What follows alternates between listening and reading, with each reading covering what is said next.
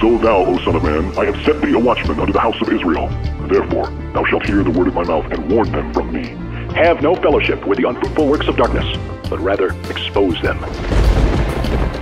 Coming to you from an undisclosed location in Middle Tennessee and examining current events from a biblical perspective, this is Bible News Radio with your hosts, Randall and Stacy Harp. All right. Hey, everybody. I want to welcome you to today's episode of Bible News Radio. I am your sweet and lovable host. Yeah, I am.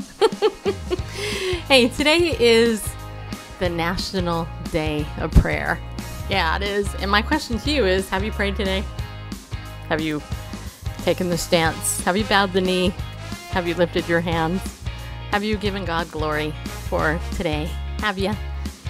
Well, I hope that you have, because do you know how hard it was to get this day into place here in America? Let alone the fact that people today actually, I don't know. When people talk about prayer, people say, oh yeah, I pray a lot. But then if you're trying to get a prayer partner, good luck with that. Just kidding. Or am I? No, actually what we're going to do today is we're going to share with you the proclamation that President Donald Trump put out, and we're also going to show you a clip of him today talking about the National Day of Prayer and Billy Graham. We're also going to look at some very interesting news that I saw this morning, and if you got my email, then you already know the story because I put it in my email. It's about this time traveler. Apparently this man named, quote, Noah, unquote, actually went through time. He currently lives in the year 2030, and he came here to 2018. Apparently it was an accident, though, just so you know. So we're going to talk about that. I know it sounds crazy, but we're going to talk about it. So do me a favor and share this out. Oh, okay, there we go. We're finally connected. I'm trying to get connected here on Periscope. It's not letting me connect, really. This wouldn't be my show, though, if everything worked perfect. Hey, we are a two-person show. My bare face over there across the table from me, he produces the show, so you guys should thank him. You should. There we go. All right, there we are. All right, I'm in. Okay, so now I can say hi to people. Well, there's Gina, Mia, Magnus, Melanie, and Rachel. Edible chalk. Edible chalk, huh? All right, so right before the show, I got off the phone with the female world champion of the U.S. Open of pickleball. Yeah, I did. It was so cool, too. I just have to tell you, there's nothing more exciting for me than to meet somebody who plays pickleball super good and they won the U.S. Open. And I mean, seriously, how cool is that, right? Yeah, it is. Well, I play pickleball as much as I can. Right now, my ankle is bothering me just a little bit because my foot is it's sore. But check this out. Stephanie Lane is going to be joining us on the show in the future. She's picking the date right now. And the best part, aside from the fact that she won this with her partner, but not only is she a devout Christian, but she asked me, can I bring my daughter on too? She plays in tournaments. She's very bold in her faith as well. Do you mind if I have her on the show too? I'm like, are you kidding me? That would be awesome. So not only will I get Stephanie, but I'm getting her daughter as well. And it's going to be super cool. I think you guys are going to be really blessed. And the other thing Stephanie told me is that there's other very devout believers who won like championships, both men and women. And so we'll be getting some of them on the show as well. Where I'm actually right now in the process of working with my friend Jay Mackey, who actually helped me with the logo here for Bible News Radio. He's the one that created it. Took him a long time to get inside my head. He had to get below the thick hair in order to pick out what it was that I wanted. But anyway, so Jay is actually helping me to design a pickleball shirt.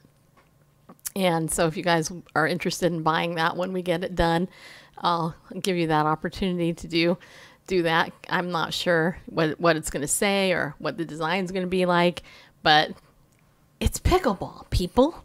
And my book, Pickleball Faith, that I'm working on, the super cool thing about that is God's opening the door for me to connect. This is a super cool thing. I got to share this, and then we'll talk about the National Day of Prayer. I had a vision. I'm going to say it's a dream because it wasn't really an actual literal dream.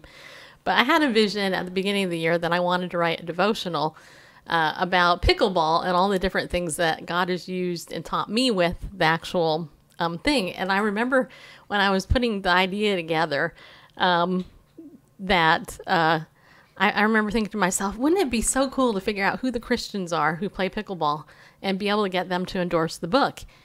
Well, little did I know that on my birthday last year, which is October 9th, by the way, Stephanie Lane was in town. She doesn't live in my area, but she was in town. She actually came to where I play pickleball, and actually she lives in, I think she lives in our area, but she doesn't live in, anyway, it doesn't matter. Anyway, she came to my town.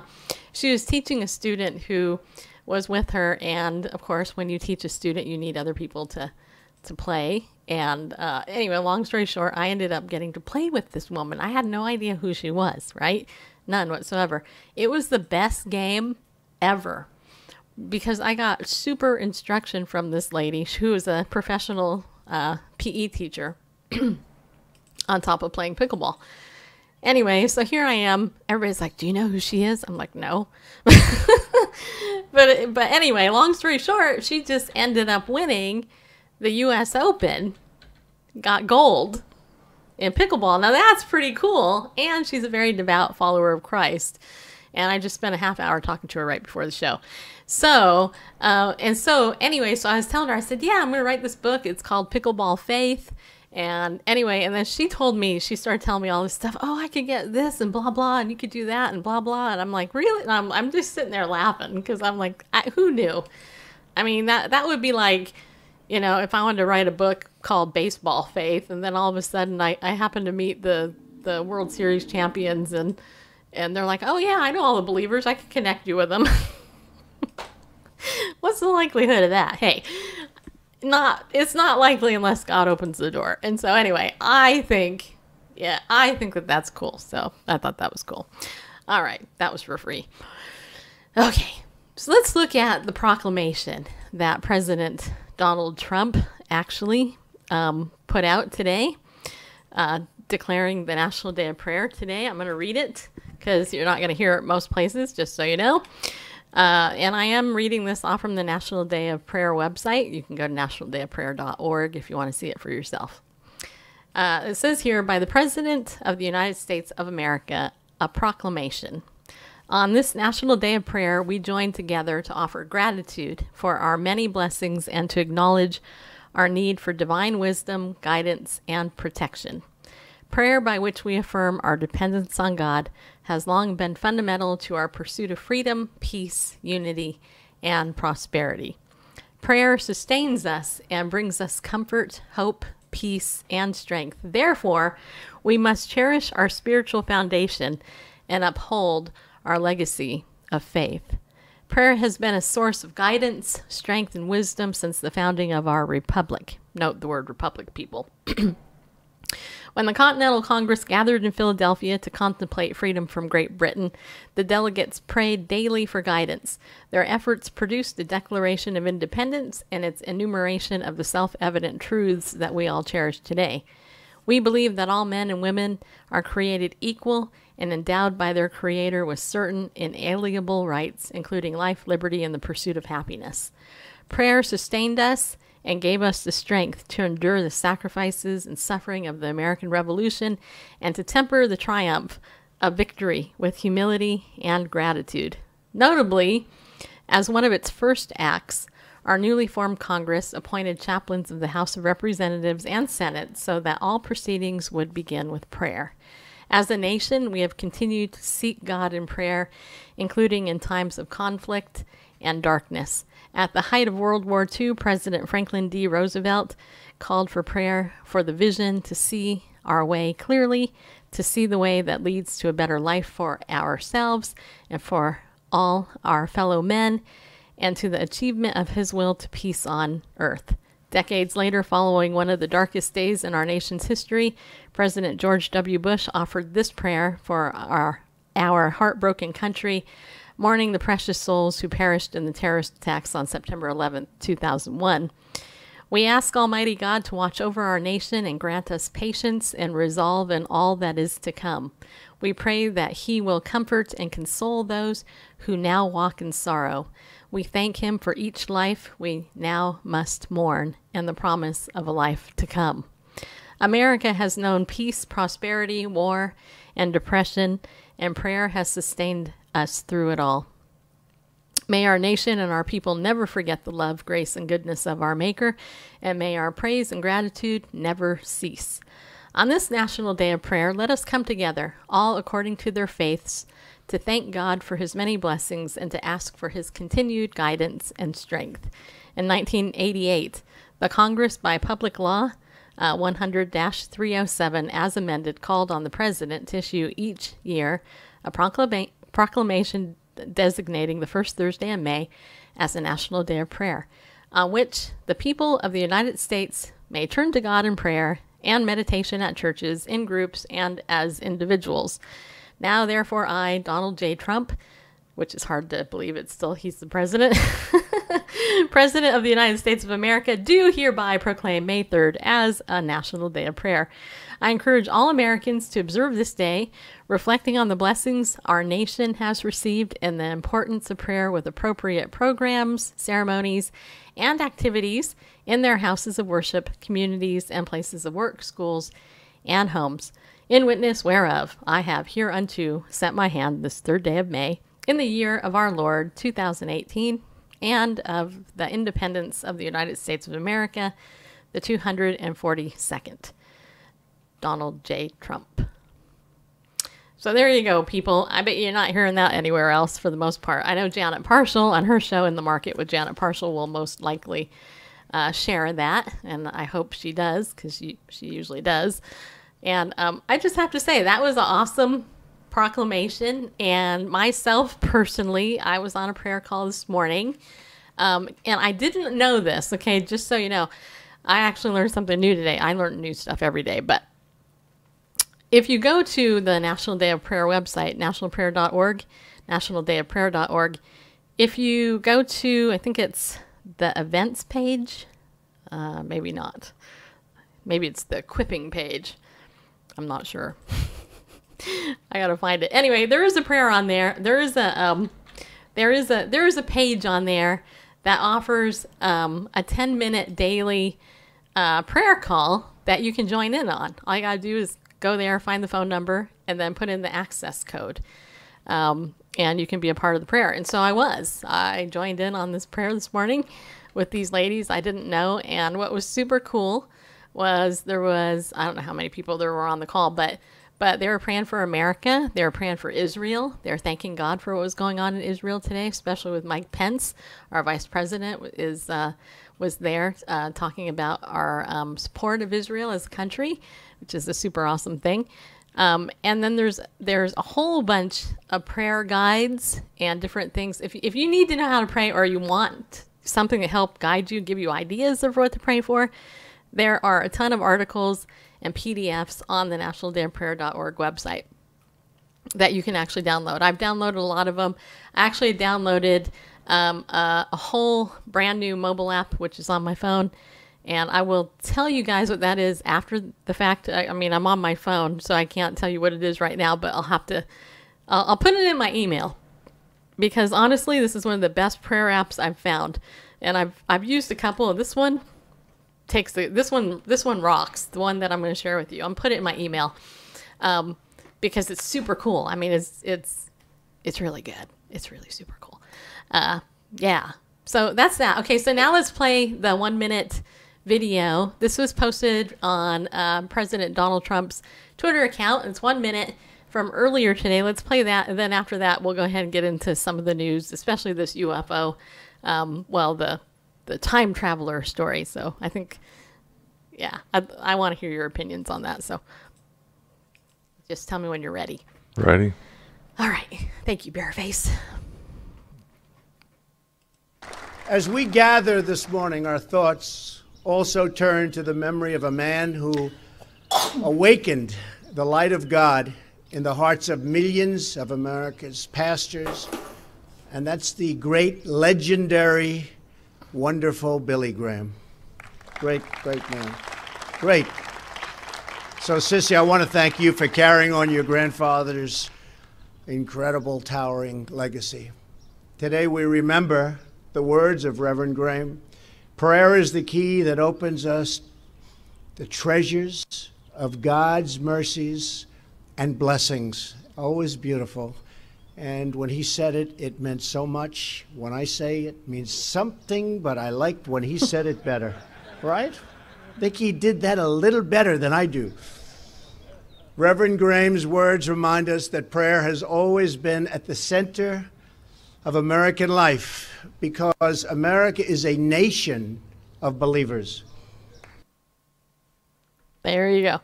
So that was a short piece, and I can tell you that probably later, if it's not already on cspan.org, you'll probably be able to see the whole service that took place of the Washington Day of Prayer. And I know networks like God TV and other networks are actually going to be doing evening prayer things if you want to take part in that. The other thing I want to highlight before we get into this story is that Sarah Sanders, who is the press secretary, she's spokesperson for Donald Trump, she tweeted out an article about the new executive order that Donald Trump signed, which aims to protect religious liberty from government overreach. And I want to read this. I didn't send this to you, Randall, but I'll just read this. This is from religionnews.com. Religion News Service is actually the organization. It says here, President Trump plans to unveil a new initiative that aims to give faith groups a stronger voice within the federal government and serve as a watchdog for government overreach on religious liberty issues. He is scheduled to sign an executive order on Thursday, May 3rd, that's today, the National Day of Prayer, to, quote, ensure that the faith-based and community organizations that form the bedrock of our society have strong advocates in the White House and throughout the federal government, unquote. A White House document reads. Yeah, it does. Trump plans to sign the order in a Rose Garden ceremony that is expected to be attended by members of his cabinet and some 200 representatives of religious groups. The White House said those working on the initiative will provide policy recommendations from faith-based and community programs on, quote, more effective solutions to poverty, unquote, and inform the administration of, quote, any failures of the executive branch to comply with religious liberty protections under the law, unquote. The creation of the White House Faith and Opportunity Initiative follows the initiatives of previous administrations that created similarly named offices to foster partnerships between the government and religious organizations. I know, the separation of church and state. Yeah. President Obama launched the Office of Faith-Based and Neighborhood Partnerships. He violated the separation of church and state. Whose work ranged from fighting the Ebola and Zika viruses to feeding school children nutritious meals in the summertime. That office, along with similar ones in 13 federal agencies, followed President George W. Bush's Office of Faith-Based and Community Initiatives. The White House said agencies and executive departments that do not have such offices will have a designated liaison to the new initiative. Johnny Moore, a minister and public relations consultant who serves as an unofficial spokesman for the group of evangelical that officials often advise Trump, said the new initiative takes an approach different from the previous ones. Fun fact about Johnny Moore, I actually tried to get him on my show once because he actually works with Beth Moore, one of the most hard people in the world to book. Never got him on because it was a pain in the butt to get him booked.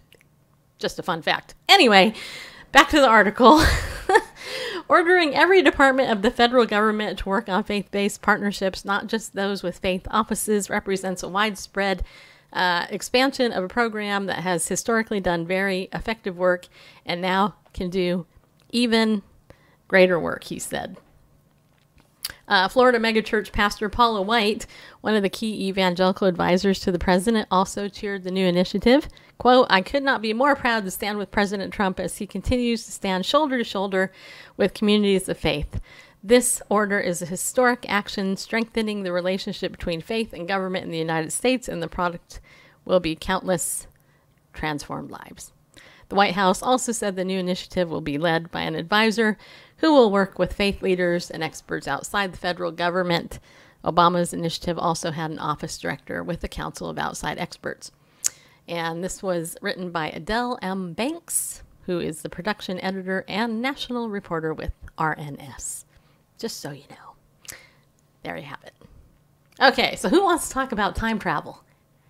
You guys want to talk about time travel? By the way, thanks for the super heart, Melanie. All right, let me say hi to other people. Hey, Paulette and Diane came in. Magnus is here. And Evangelist Marlene is here. Mia, Mama Gina, Rachel, Rand. Hey, you're here. You haven't been here in a long time, Randall. Catherine, MJ, and Sonic, and it looks like some Lydia, if that's your real name. Bum Baby. Hey, you haven't been here in a while either. Nice to see you guys. And if you're on Facebook and you're watching, I still need to know who you are. So you got to say hi, because I can't say hi if I don't see you. But I'll say hi anyway. Hi. If you're on YouTube, thank you also for tuning in. And all my Spreaker iTunes listeners, thanks for listening to the audio of the show after the fact. Okay. All right, Randall, you ready for the controversial article of the day? Sure, why not? Do you want to actually play the video, or do you want to just not play the video? Well, just sure. When I was looking at the YouTube channel for Apex TV. I think I'm going to sneeze, so let me switch it back to you. That's you. No, I'm just kidding. Lydia. Hi, Lydia. Yeah, there's Sean. I don't see Randall's bubble. Oh, there we go. Okay. Are you done sneezing? Yeah, I think so for now. All right, good. Anyway, there are, I should just bring it up, this interview that's recorded on the, what is that, the Express site, express.co.uk, yeah. Well, they say, it's, they're documenting this video from YouTube. This guy did a live interview on YouTube. But when you look at Apex TV, and let me pop over there. This may be a little small for people on some of your smaller screens. But this channel has, time travel for 2030, time traveler Noah, that's, he was live. Guy. Yeah. Yeah. But Time Traveler brought this food from the year 2200.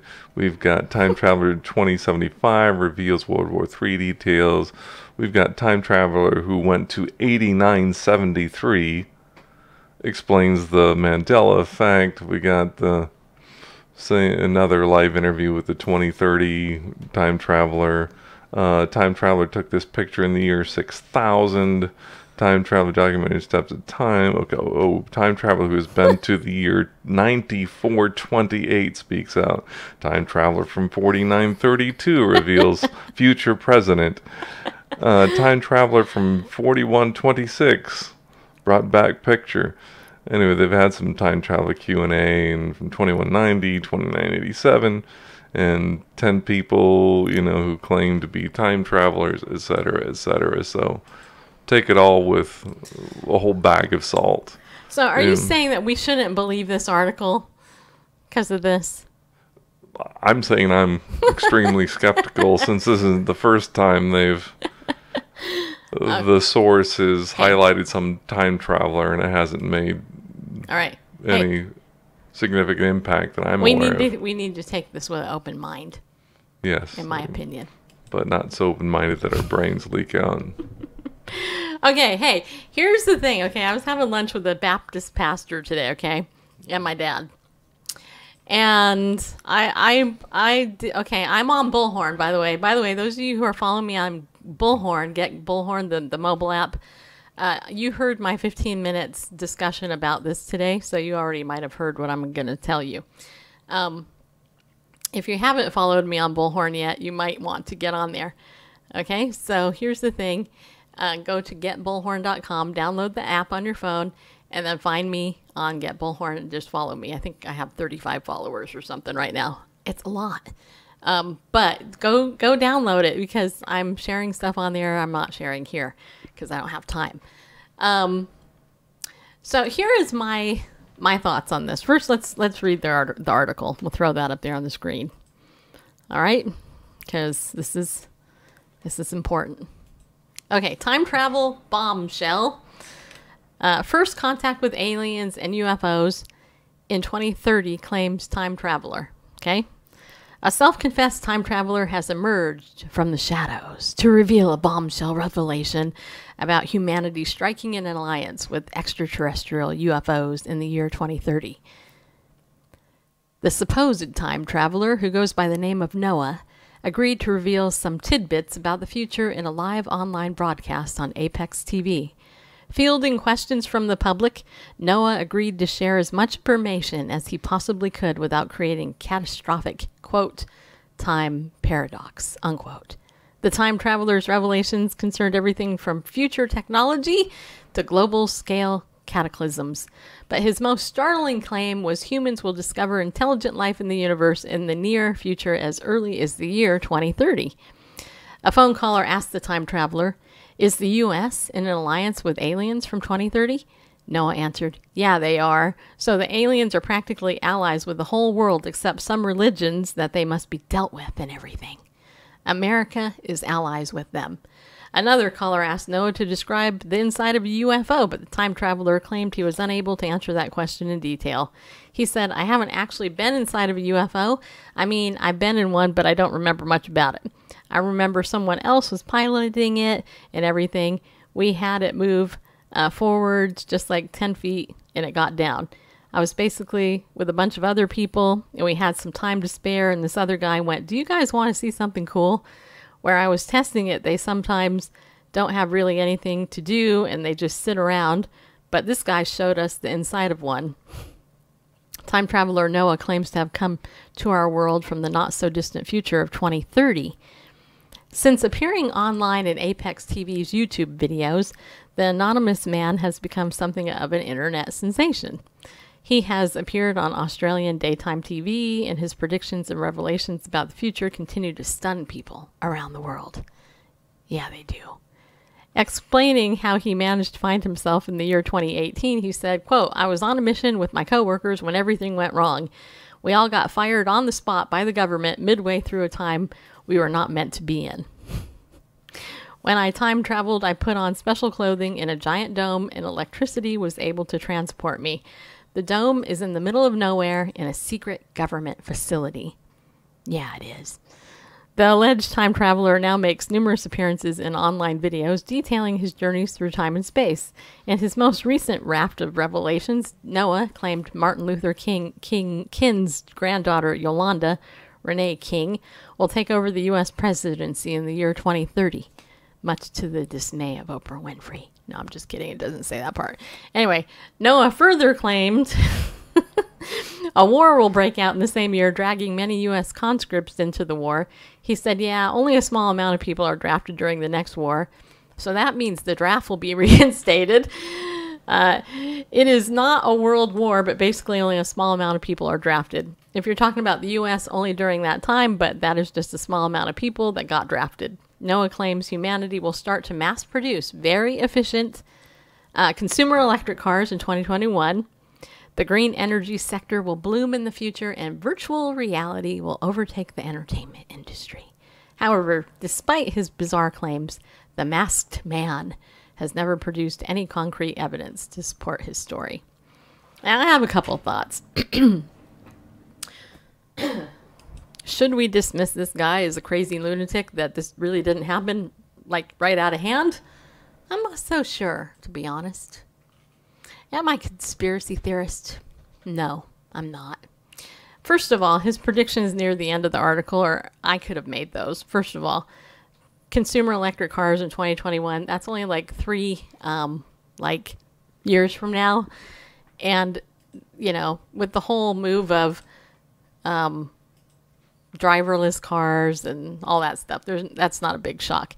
Green energy sector blooming, duh, that's not a big shock either. Virtual reality will overtake the entertainment industry. Duh. Hello. They have been marketing virtual reality headsets the last couple of years. And I think several years. It's like, I talked about this a long time ago, that this is, the whole goal is to get people to not be here in this reality, but to be somewhere else. So, so the predictions are a little bit silly. Whether or not so-and-so will end up becoming the president, who knows? We don't really know. But what I will say is I don't want to completely dismiss it out of hand. And this is why. Because I actually believe that time travel is possible. I know, call me crazy. But I think there's biblical precedent for it. I think Gary Stearman wrote a book called Time Travelers of the Bible. In there, we see on the Mount of Transfiguration, Jesus went up to the Mount of Transfiguration with Peter, James, and John. And who did they meet up there?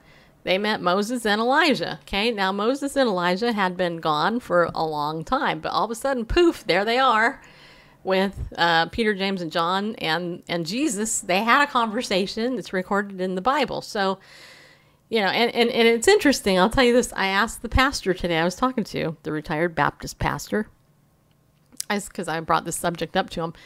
And he's like, yeah, we never talk about Nephilim or UFOs or anything. And I said, that's because you're a Baptist, Baptists generally don't go there. But anyway, so I said, well, what do you think about time travel with, on the Mount of Transfiguration? I mean, could you see that? Would that be considered time travel? And he said, well, I see that as God just doing a miracle and calling these people down. And so I'm thinking, well, wouldn't time travel just by definition actually be a miracle anyway if it actually happened? I mean, just saying. I think, therefore I am. No, I'm just kidding. Yes, and I think that's who will be the two witnesses in Revelation. Yeah, I actually agree. And you're a recovering Baptist, Moses and Elijah. I know, right? So, but anyway, so my point here is we also have Enoch, right? Enoch was taken up. And he is gone. Nobody's seen him since. So where'd he go if he didn't travel in time? And where did Jesus go if Jesus didn't disappear and go somewhere? He actually said, hey, in the manner that I'm leaving right now, just so you know, I'm coming back. Just so you know, people. So he was able to get out of this current dimension that we're in. And I think Chuck Missler was the one that said there's currently known that there's actually 10 dimensions in the universe, right? And we, I think, know 3 of them. Some have experienced 4. Or 4. Already. Okay. So my point is that I wouldn't dismiss this out of hand saying, oh, this is just a hoax or whatever. Now, of course, I am a major, actually, skeptic here. So, I am a skeptic. I'm a total skeptic. Trust me. And then, Jesse, you mentioned Philip. Yes, Philip and the Ethiopian eunuch, they had also a thing, because Philip, when he moved, the Lord literally picked him up and put him somewhere else, right? I mean, and that's in the Bible. Now, L.A. Marzulli, who is a friend of mine, he's going to come on our show on Wednesday. And he's going to talk to us about the UFOs. Are they real, burgeoning, or going away? And he's following up on some of the more recent news about, quote, disclosure, which is basically the idea that the government is disclosing one piece at a time that, yes, we have had alien contact. Okay. Now, 10 years ago, I would have thought all of this stuff was a bunch of hooey. True story. But I no longer do. And here's why. Because like LA says, like he talks about the Bible as the guidebook to the supernatural. We already know occultism, the occult, the New Age movement, all these other esoteric religions, they dabble in the dark side of the supernatural, witchcraft, all that stuff. All that stuff is definitely, it's there, but nobody talks about it. And yet our media talk about this. The media of the world, all they do is glorify this stuff. I mean, you have a TV show named Lucifer. Hello. I mean, can it get more blatant than that? I mean, it's crazy, okay? And then the idea of science fiction, right? Now, why is science fiction so popular? Why do we have super Avenger movies like the Avengers and Wonder Woman and this push for science fiction in our culture, right? I mean, what's that all about? Right? And it was actually Randall's, so ultimately it's Randall's fault, right? It was me. What did I do? Well, you're the one that got me interested in sci-fi. Okay. And then we started listening to Chuck Missler and understanding the whole Nephilim thing and the whole transhumanist thing and then the spiritual war thing and all this. So it's not like it's not possible. There is the dark side of the supernatural, Certainly. but the problem is that the church doesn't look at the bright side or the right side of the supernatural. We believe in angels and demons, right? But do we, I mean, we read about it, but is it real true? I mean, you know what I mean? So I am not saying that this guy is legitimate, this Noah dude. But what I am saying is it possible? That's what I'm saying. So why don't you weigh in? And you guys in the chat room, you can weigh in too. Is it possible this particular individual is from the future? I don't think so. Just again, looking at all the videos available on YouTube from Apex TV and the person spent a 9428 or whatever and all this stuff. I don't see humanity lasting that long, or at least not. Right. Anyway, but is time travel possible? Well, why not?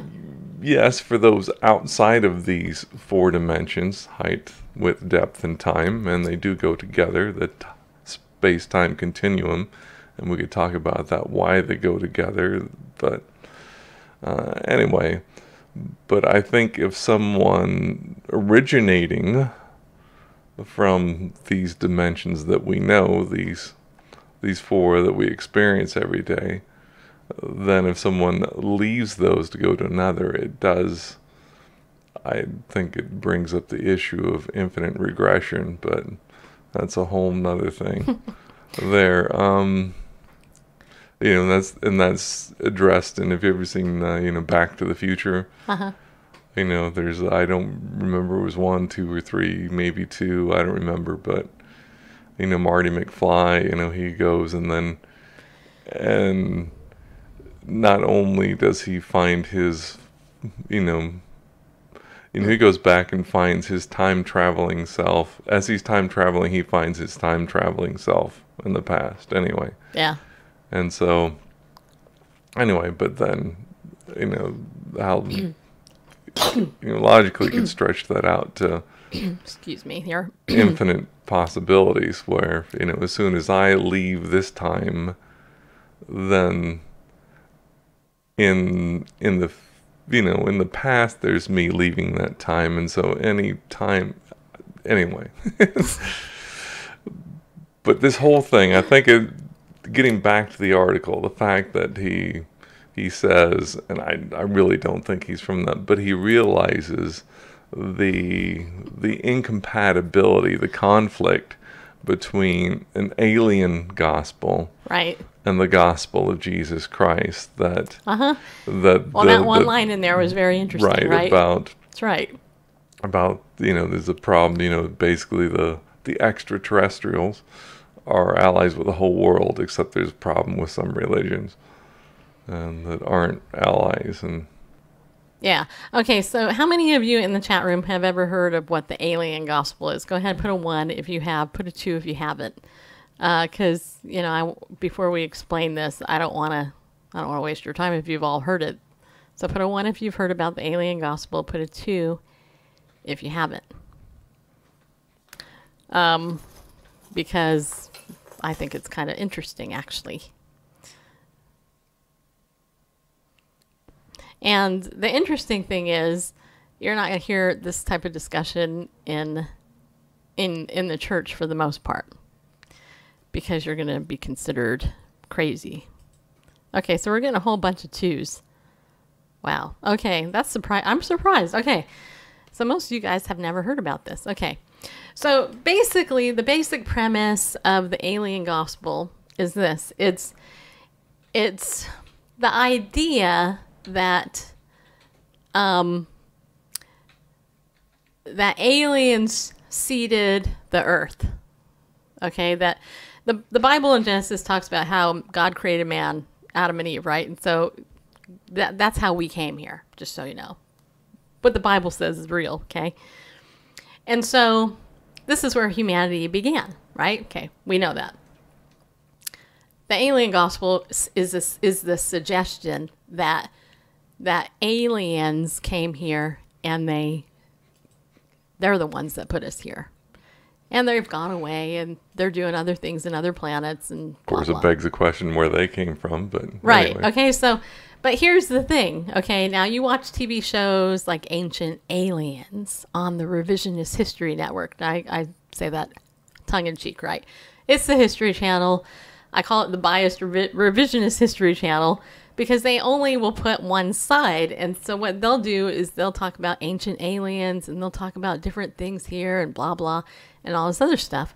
Well, why do we need to take this and think about it? I'm not going to say we're going to believe it, but let's think about it. Okay, here's the thing. The idea is in Christian theology that there is a war between God and the devil.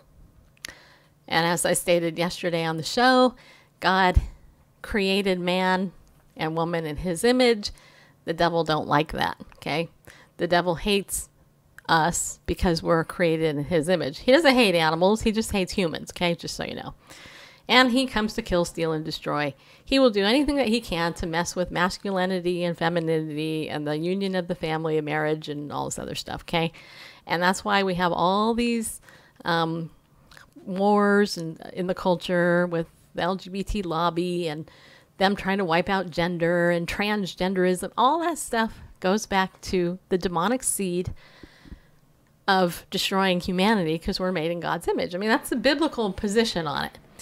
Now, theologically, if you look at end times Bible prophecy, we know as Christians that the rapture is supposed to take place, right? The rapture is basically the harpazo, or is that how you say it? It's the Greek word harpazio, or however you say that. And basically, it's the snatching away of believers, right? We're going to be caught up in the air with him. The debate in the church is, when will that happen?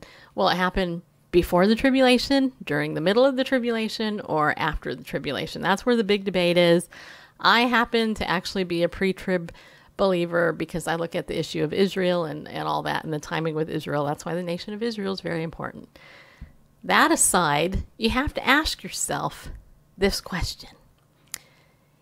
If the Bible is 100% true, and I believe it is, when the rapture happens and all the believers are snatched out of the world, how is the world left behind and the people in it?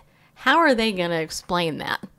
Because they don't believe in God and they deny Jesus and his word. That's why they're all left behind. How are they going to explain it? It makes sense that they would explain it away by saying the aliens did it.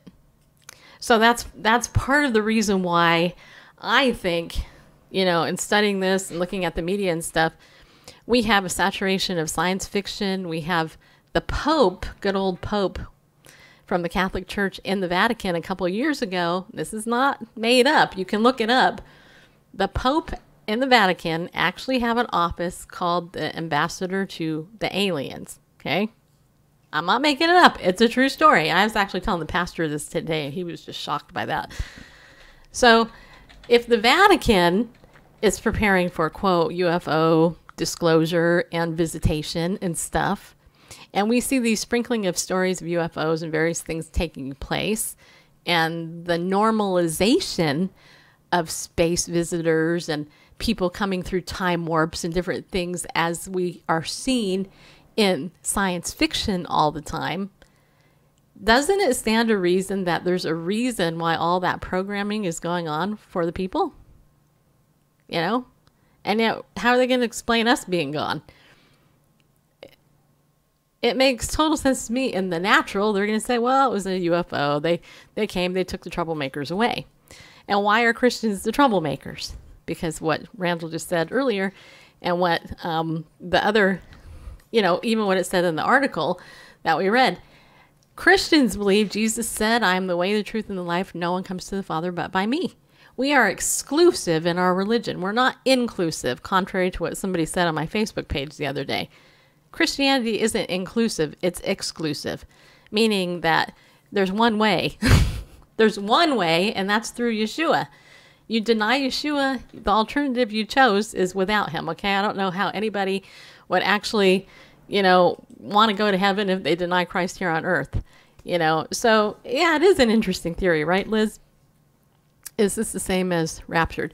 Well, what I'm trying to explain is that the earthly explanation for the rapture of the church could be them saying aliens took us away.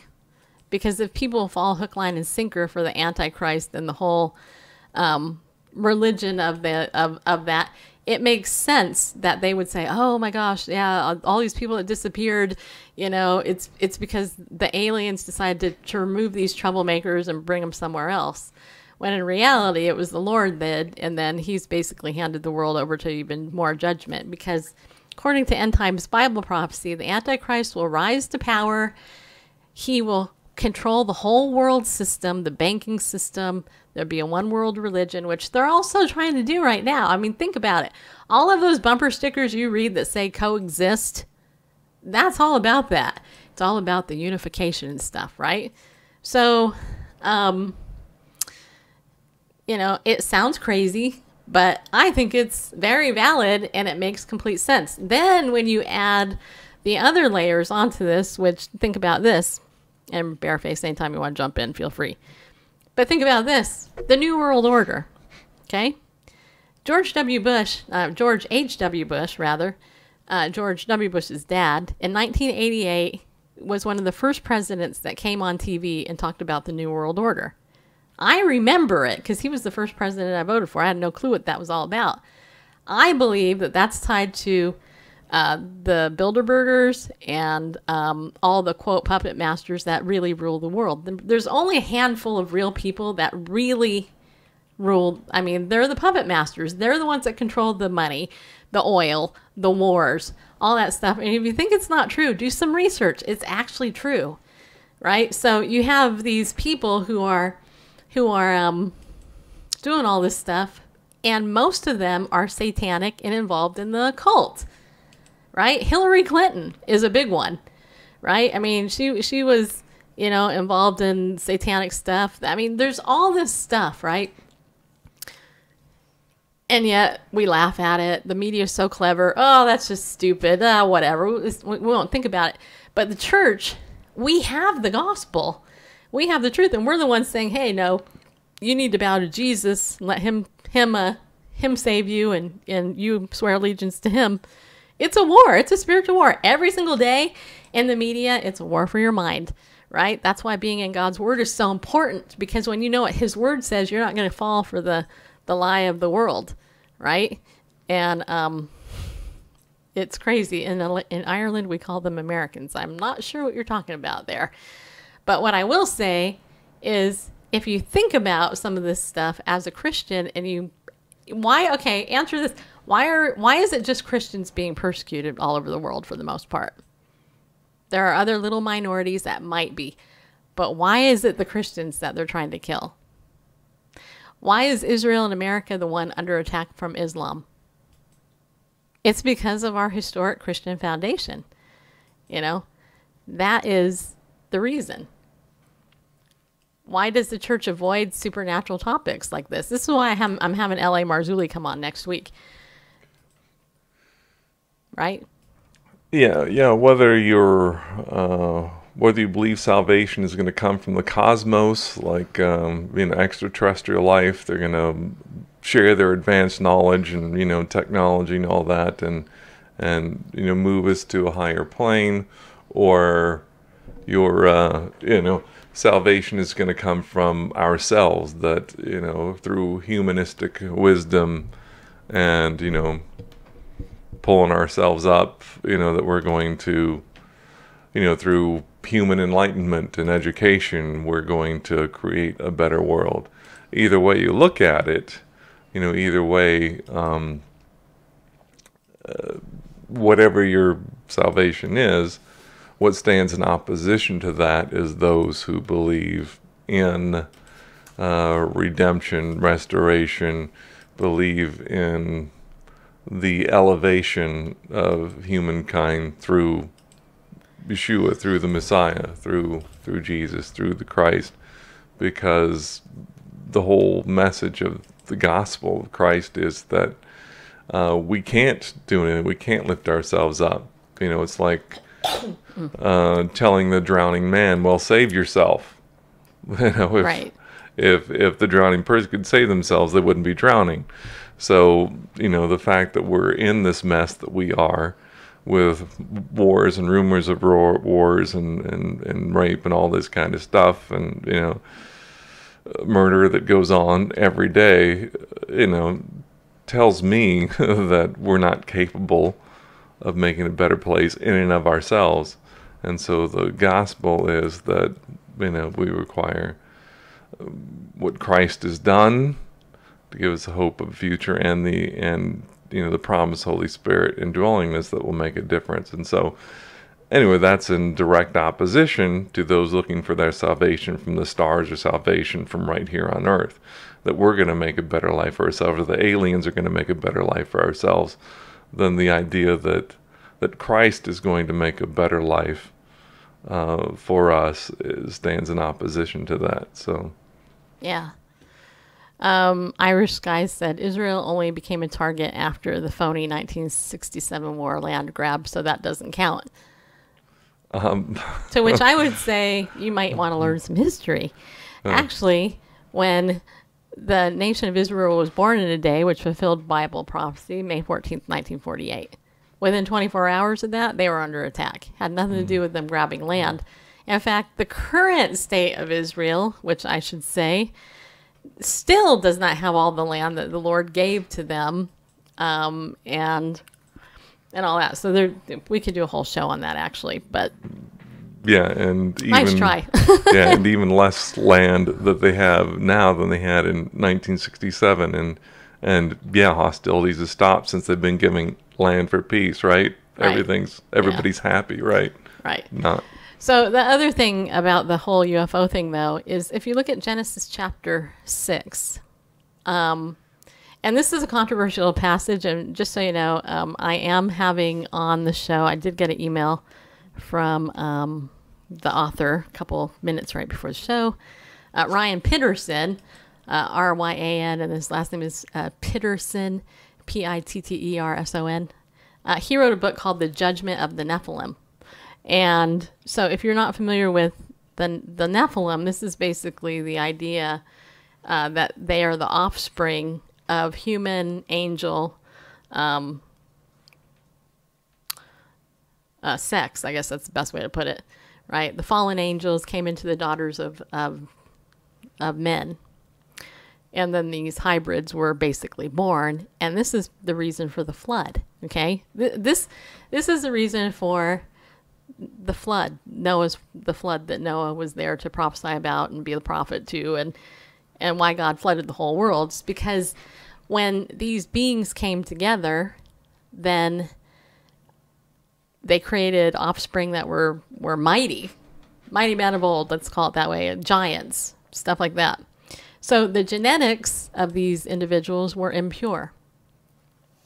Okay? So what's interesting is that the Bible says, and I'm paraphrasing, that the Lord regretted creating mankind, and so because he couldn't find any pure people except for Noah, which is basically pure genetically is what they meant, not altered genetically, which is why the flood took place, to wipe all out humans and the offspring of the Nephilim and all this other stuff. So the interesting thing is, if you look at the UFO phenomena and you look up the idea of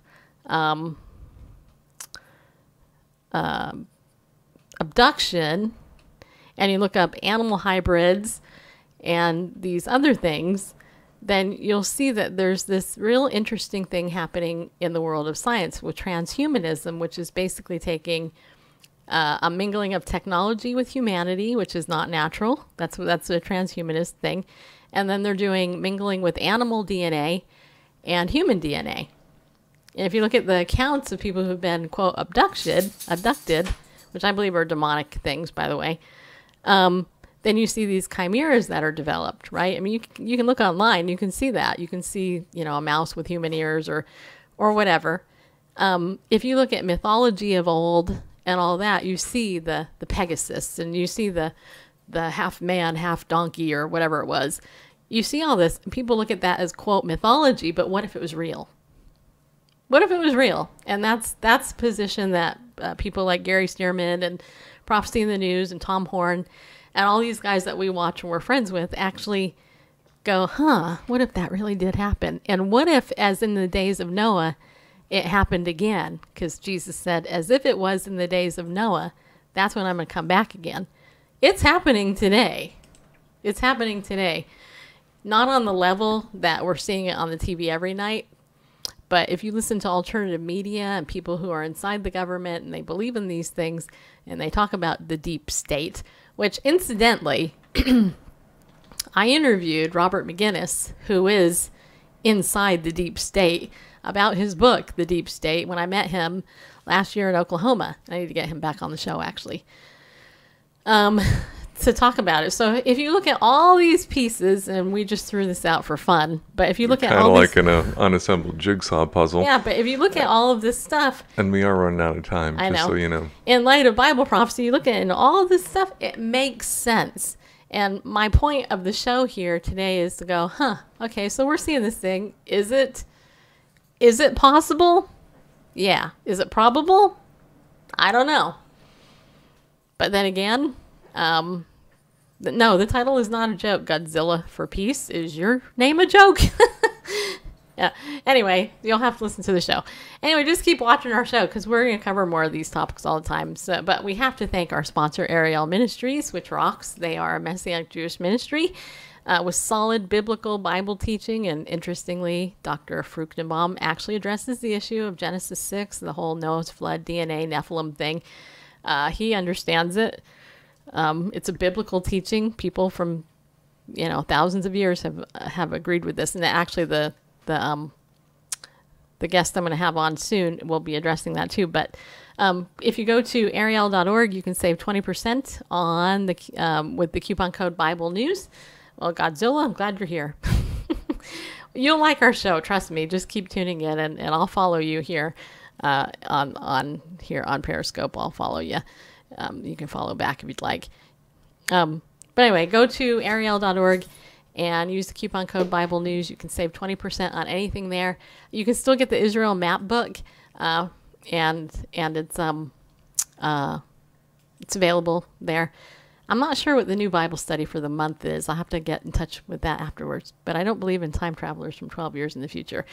Yeah, well, I'm not saying we should, but I am saying that we should be open to the idea that it's possible. That's what I'm saying. Because I do think it's possible. Is this guy legitimate? Probably not. But is it possible? I think it is. I actually do think it is. Because I look at the Bible. Actually, Gary Stearman wrote a book called Time Travelers of the Bible. You might want to get it. It's a very interesting read. What else, Randall? Am I forgetting? Pillars of the Community? Is that it? You want to talk about that? I can. Yeah, go ahead. You may be asking, what are pillars of the community? Pillars of the community are those who are committed to donating on a monthly basis. It says here $25 a month or more, but whatever you can spare, and your donations help us to continue our daily work here, teaching the gospel, discipling believers, and evangelizing the world. Also helps us to continue to bring you guests, the best guests in Christian media. And we've got some coming up, as Stacy mentioned. Ryan Peterson, L.A. Marzulli, and more to come. Just go to BibleNewsRadio.com/give to learn more. And that's that part. And I think that's about it for now. Yeah, tomorrow is Friday, which means it's Free for All Friday. I want to throw out, if any of you who are our regular listeners, you want us to address any issues tomorrow, then let us know. Just shoot me an email or tweet, message me on Facebook, wherever it is. And don't forget to follow us on Bullhorn. Both Randall and I are I'm putting up a study that I'm doing every morning in 2 Timothy right now. Randall's doing daily devotions that he did. And of course, we're talking about different things. So don't forget, getbullhorn.com. Follow Bible News Radio. Stacy Lynn Harp on it. Randall K. Harp. Are you Randall K. Harp? Yes, I am. I always have been. And yeah. Somebody asked me earlier what the MS stood for. Just need to let you know, MS stands for Masters of Science. I have a Masters of Science degree in clinical psychology, and I have a background as a marriage and family therapist. Yeah, I do. Just so you know, I can read your mind. I can analyze you. Legitimately, actually.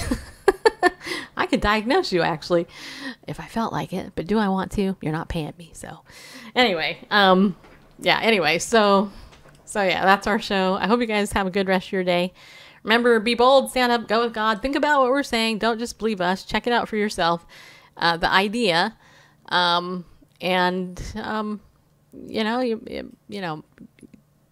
the alert. That's what the Bible talks about, right? So watch and pray. Watch and pray. Check it out. What are your beliefs on UFOs, aliens? Well, my quick answer to that, because our show is actually over, is that UFOs are real, burgeoning, and they're not going away. Aliens exist. But I personally believe that they are demonic entities. That's what I personally believe. And I think that the dark side of the supernatural world is controlled by that. And I don't think... unfortunately, I don't think that the church wants to actually address the issue. So that's the thing. Did anyone know there's no major corporate crime index, DOG, but common crime is available? I'm not really sure what that has to do with anything, but thank you for sharing. All right. So if you want to, live long and prosper, Randall.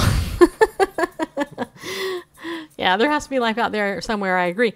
Yeah, I think that there's life out there. I think that it's in a different dimension. Obviously, our dead loved ones go somewhere. Heaven and hell exists. Paradise exists.